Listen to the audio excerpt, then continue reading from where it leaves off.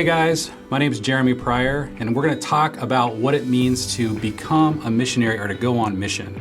But in this intro video, I want to talk first of all about a really confusing topic that shouldn't be that confusing, but it really is right now within Christian culture. And that is, what are we supposed to actually do as Christians? What is the basic things that make up the typical week, month, year, the rhythms of somebody who's really obeying Jesus and doing all the things that he's calling us to do in the scriptures?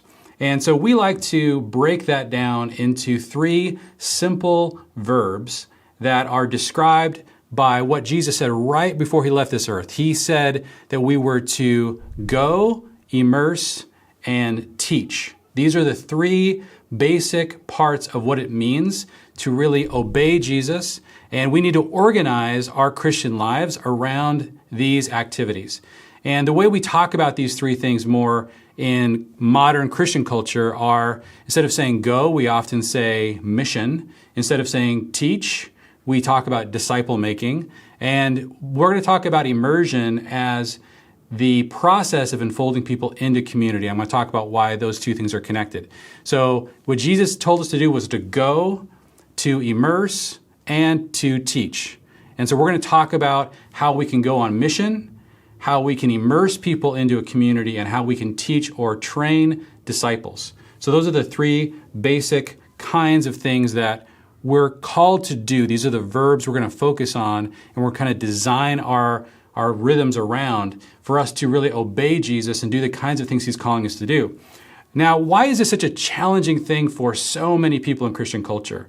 Why do we find that so much of what we do doesn't map on to these three basic ideas? We would talk about, if we looked at a normal sort of Christian today, we would think primarily that the verbs like attend, or believe, these are the basic activities, but they're not about going on mission, about immersing people in community and making disciples. And the reason why I think we've gotten so far away from these basic commands of Jesus is because we are trapped in thinking by analogy instead of thinking by first principles. Elon Musk was recently interviewed, and in this famous interview, he was asked, how was it possible for you to totally revolutionize three different types of industries: the solar industry, the car industry, and the space industry? And his answer was fascinating. He said that most of us are totally trapped in thinking by analogy. And so when it comes to cars, that means we would look at a car, and if we wanted to make a better car, we would iteratively improve that car. So we would take a component of the car and try to make it a little bit better. That's thinking by analogy. He said, but what he's been trying to do his whole life is to think by first principles. Instead of starting from what is, instead of starting with maybe the latest model of car, he starts with physics and asks what is possible, and then designs from the ground up, from those first principles of physics, a completely different kind of car, a completely different kind of rocket, a completely different way to think about solar power. And this is a great way to really recover a whole trajectory that might be a little bit off, to go back to first principles and to resist constantly thinking by analogy. That's how we got from a man who was a rabbi or a teacher with his disciples around him as being one of the most basic expressions of what it means to follow Jesus, all the way to giant cathedrals and elaborate clothing and a focus almost entirely on the services or ceremonies of a religion instead of the basic things that Jesus called us to do as his followers. And so this transition from actually thinking by analogy to thinking by first principles is a very challenging one for us to make. And so we're going to work through all the different kinds of things that will help us make this transition. And there's been a lot of Christians who have noticed or observed the basic reality that when you read the Gospels or the book of Acts, it just doesn't look very much like what they did is what we're doing today. When we look at our practices, they don't really match what was actually happening in a lot of those stories in the New Testament. And Francis Chan, in his book, Letters to the Church, he was thinking about how strange it would be if you were God and you actually decided, hey, I want you guys to go and immerse and make disciples and be on mission, and all of a sudden people started to focus almost entirely on something else. And he used this analogy and he described what that might be like. He said, imagine you walked into a restaurant and ordered a steak. 20 minutes later, the waiter comes back and puts a plate of spaghetti in front of you, claiming it's the best spaghetti you'll ever try. Would you be happy about it? No, you would send it back because it wasn't what you ordered. It wasn't even close. I feel like this is what we have done with the church. And so his basic point is that if you look at what Jesus commanded and what we're actually delivering, these are so different that it doesn't make a lot of sense why we wouldn't go back to those first principles. So what are those first principles? We're going to look at what Jesus actually says in the Great Commission and kind of break down why we're using and focusing on these basic verbs in the Great Commission. So as I read this familiar passage, really pay attention to the verbs. And Jesus came and said to them, all authority in heaven and on earth has been given to me.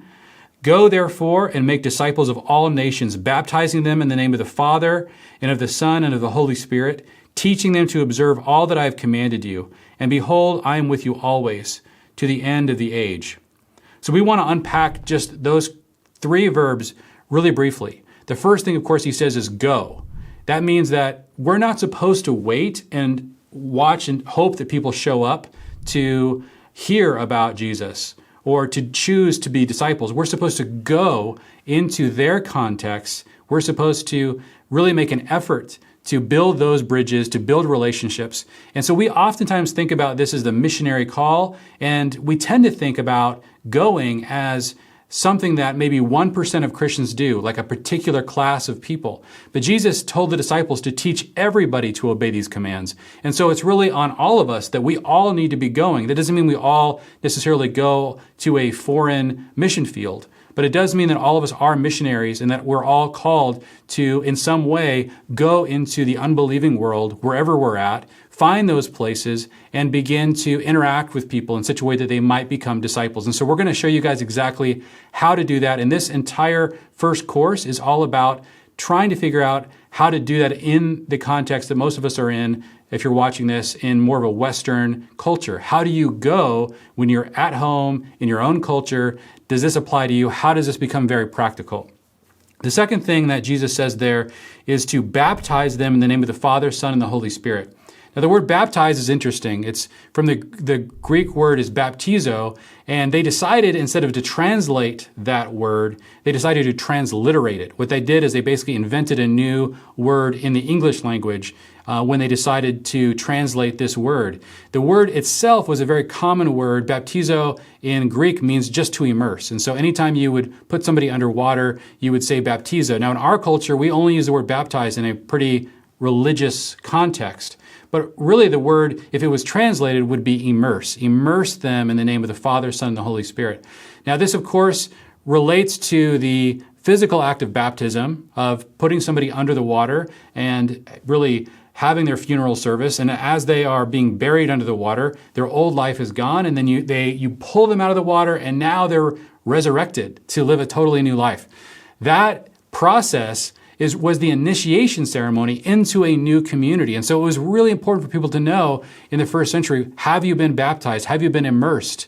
Are you immersed in the Father, Son, and the Holy Spirit? Because I'm immersed in the Father, Son, and the Holy Spirit. I've died to my old life, and now I'm living a new life. That was how you not only identified with Jesus and with the Trinitarian God, but it was also how you joined this new community. And so we're going to talk about immersion as that whole process from being physically baptized, immersing yourself in the Father, Son, and the Holy Spirit, and becoming a part of a new community. And so our third course is going to be all about how do you build a kingdom community around the way that Jesus described it. Now, the last thing he says is to teach them to observe. In some translations, it's teach them to obey everything I've commanded you. And that is the process of making a disciple, of really working through what are the commands of Jesus and how do we begin to obey those or observe those in such a way that it transforms our lives so that we are all, as a community, as people that are going on mission, being transformed into the likeness of Jesus, the way that we think, the way that we live, the way that we act, what we value. That's the process of disciple making. So we're going to have our second course all about that process. And so these three basic verbs, to go, to immerse, and to train, really map onto the three courses that we're going to walk through to go on mission. So the activity of mission, the activity of community building, and the activity of disciple making or discipleship. That's the process we're going to go through. So what we're going to do, you guys, and our commitment to you as we walk through this first course and the other two as well, is that we want to show you methods that actually work in this culture. One of the things we want to make sure that this is all about is making this as practical as possible. We also are committing to coaching you to implement these methods. So all of you guys have very different situations in your lives. Some of you guys are single. Some of you guys are married. You have young kids. You have older kids. What this looks like, you might be a single parent. How can you actually do each of these things? And so part of that is there's going to be kind of this high-level content that we're going to be sharing with you guys in these videos, but we're also going to be constantly available on calls to coach you. And so there's going to be different coaches available to make sure that we make this really practical. We are committing to sticking with you guys to, once you even try a method, there's going to be a lot of need to improve that, to figure out how to make that work better and better for your life, for those people that you're trying to reach, for those you're discipling, for the community you're building. And so we're going to stick with you guys through that improvement process.